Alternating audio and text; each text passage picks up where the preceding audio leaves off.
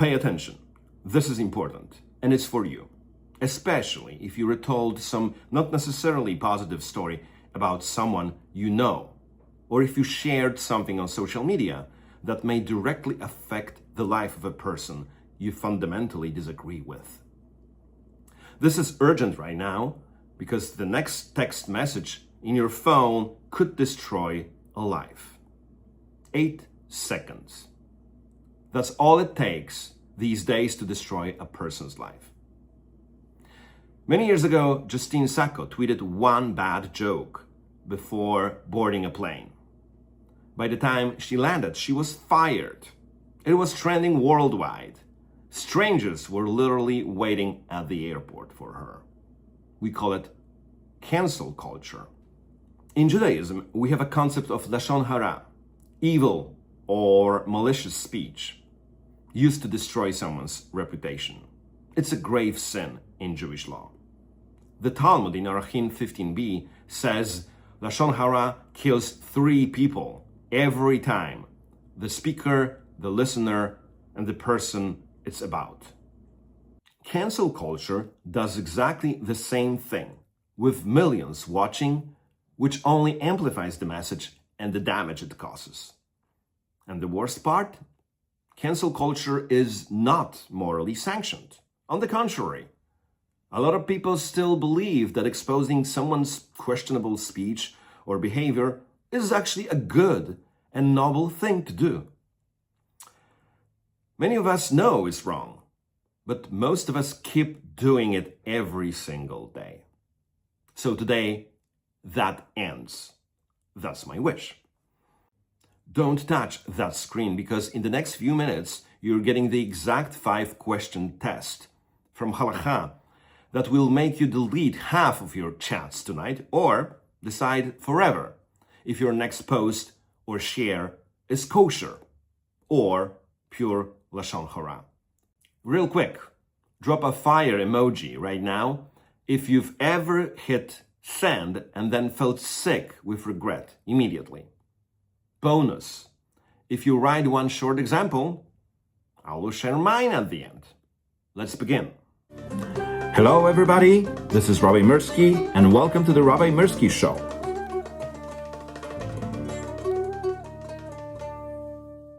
Today, we're saving careers, livelihoods, and perhaps even lives, one message at a time.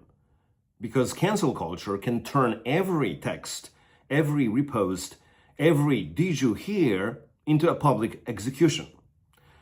Here's my question for today. Is modern cancel culture basically ancient Lashon Hara, just supercharged with hashtags, screenshots, and viral outrage? Let's find out.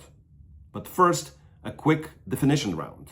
Lashon Hara, literally evil speech, is the Jewish prohibition against speaking negatively about someone, even if everything you say is 100% true. This goes back to Leviticus 19:16. Lo telech rachil be'amecha. Do not go as a talebearer among your people. The Talmud goes nuclear. Malicious speech kills 3 people: the speaker, the listener, and the person being spoken about. The great 19th, 20th century halachic authority, Rabbi Yisrael Meir Kagan, known as the Chofetz Chaim, wrote an entire book on the topic. It contains a well-known pillow metaphor. Using Lashon Hara is like ripping a feather pillow on a windy hill. You can never gather the feathers back. Today's cancel culture makes those feathers permanent Google results forever.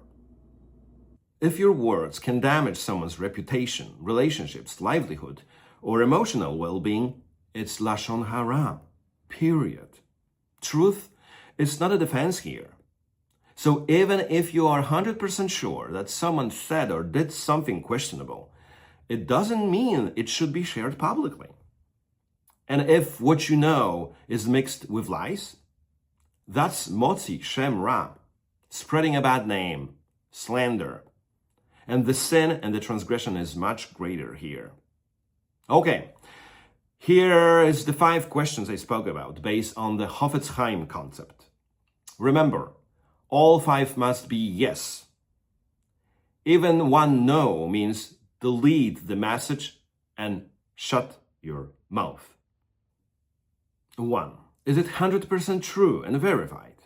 Cancel culture runs on screenshots and half-truths. 2. Does it have a real constructive purpose that actually helps anyone? Not the fake accountability the mob pretends. 3. Did I first speak to the person privately? 4. Does it only contain exact facts with no exaggeration, no sarcasm, and no lies mixed in?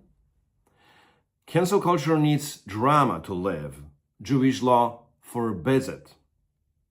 5. Are there any other ways to solve it without speaking?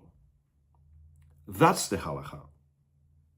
The Chofetz Chaim says that even if you spread one piece of evil speech, even if you have good intentions and think you're helping, you're now personally responsible for every tear, every lost job, every broken relationship that follows, as if you caused it with your own hands, because you did, with your big mouth and fingers.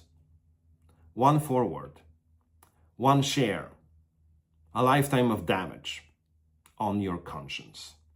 Rambam says Lashon Hara is equal to idolatry, forbidden relationship, and murder combined. And someone who makes it a habit is treated as if he denies the whole Torah and God himself. Cancel culture isn't, but should be morally sanctioned.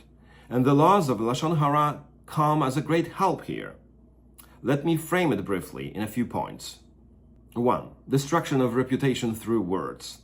You can ruin someone just by repeating a true but embarrassing story at the Shabbat table, especially if the person you're talking about has already repented. Drugging it up again is malicious. In terms of cancel culture, one viral thread with receipts can end a career overnight. And yes, the receipts are often true, or at least contain a grain of truth. So what? Do you think you're an arbiter of justice here? If you're amplifying a message that is harming someone, you're not a judge. You're just throwing another rock on that person, and quite often on their family as well. 2. Truth is not a justification. In the Jewish law, the statement, "but it's true," is irrelevant in this context. What matters is the damage, and causing damage is a sin. 3. It's for the public good. People who gossip often say, "I'm only saying this so others know who he really is. I'm just warning people." The same with cancel mobs. We're holding them accountable. We're protecting marginalized communities. Silence is violence. Jewish law looks at these excuses and says 99% of the time that's not a permitted and constructive purpose. You're just dressing up your Yetzer Hara, your anger, in noble clothing. 4. Digging at the ancient past. The laws of Lashon Hara include mentioning a scandalous thing someone did in a yeshiva 25 years ago, even though they've become a tzaddik since. Cancel culture specializes in the archaeological dig. 2009 tweets? A joke from a 2012 podcast? Context? Growth? Repentance? Doesn't matter. You're defined forever by your worst moment. Now, here's where cancel culture is actually worse than Lashon Hara. Lashon Hara isn't ideological. You can trash someone for being cheap or lazy. Cancel culture is a tribal warfare. It only punishes people who step over the correct ideological line. Lashon Hara says, don't harm with words. Cancel culture says, go ahead and harm, especially if the victim is on the other side. In Lashon Hara, the speaker knows he is the sinner. In cancel culture, the speaker thinks he is the hero. So, is cancel culture Lashon Hara 2.0? Almost. It is Lashon Hara that forgot the punchline. The speaker is the one who becomes corrupted first. One phone call, one share, one text, one post is spiritual murder. Your tongue, your thumbs can murder a soul before tomorrow's coffee. Because once those feathers are in the wind, good luck. Here's my radical challenge for you. For the next 3 days, do not forward, repost, or speak one negative thing about another person, unless it passes all 5 questions. Who is in? Comment, I'm in for 3 right now. I'm doing it with you. Hashtag Lashon Hara Challenge. Share your thoughts as usual. Smash the like button and subscribe if you haven't already.